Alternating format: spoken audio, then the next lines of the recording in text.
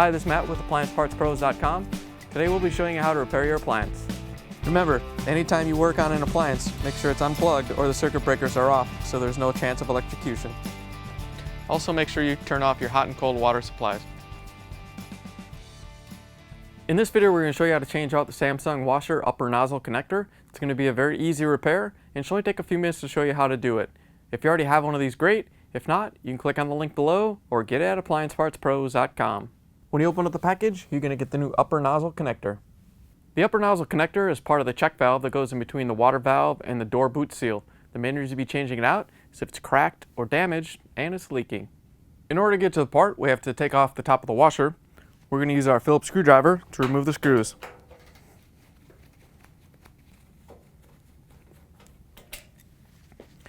Now that we have the screws out, we can take the top off. All you have to do is pull it back about an inch or so, far enough so these locking tabs come out, and then you can lift it off and set it aside.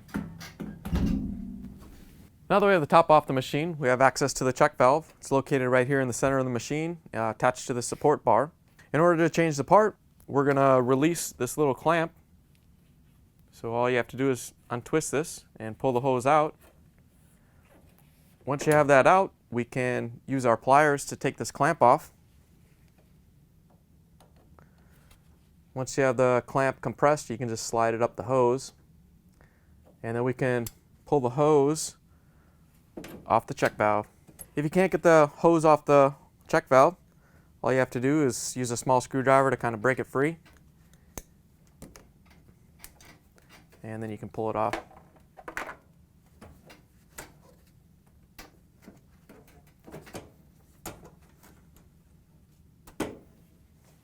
Now that you have the hose off, we're going to use a couple pliers to hold on to the check valve. You want to grab this side carefully. You don't want to grip it really tight and crack it, but you want to hold it tight enough so we can turn the upper nozzle.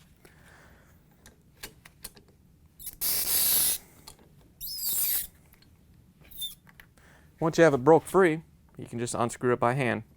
Once you have it unscrewed, you can pull the upper nozzle out.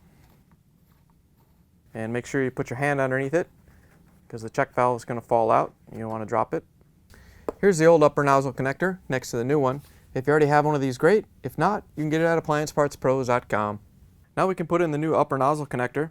Before we put it in, you want to take a look down at the base and make sure your seal is still in there in good condition. And if your check valve ball fell out, make sure you put it back in. Once you make sure the seal and check valve are in, we can put in the new upper nozzle connector.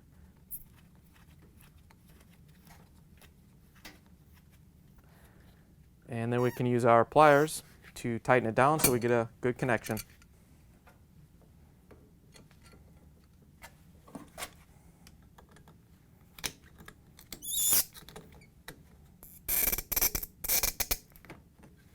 Once you have the new upper nozzle connector in and tightened down, we can reconnect the water line. To reconnect the water line to the new upper nozzle connector, all you have to do is press it into place. And then we can grab our pliers and move the clamp up.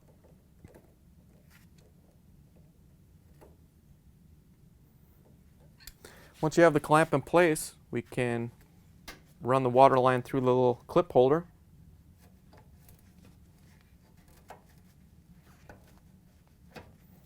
And then twist it back together to lock it in place. Once you have the check valve put back together, we can put the top back on the machine. To reinstall the washer top, we can set it down just like when we took it off, about an inch or so away from the tabs. Once you have them lined up, we can push it forward so it goes all the way in. Now that we have the top in place, we can use our Phillips screwdriver and put the screws back in.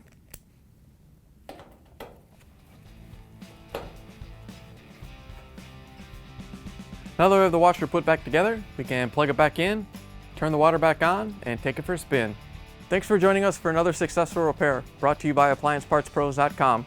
Check out our other repair videos on our site, Facebook, and YouTube.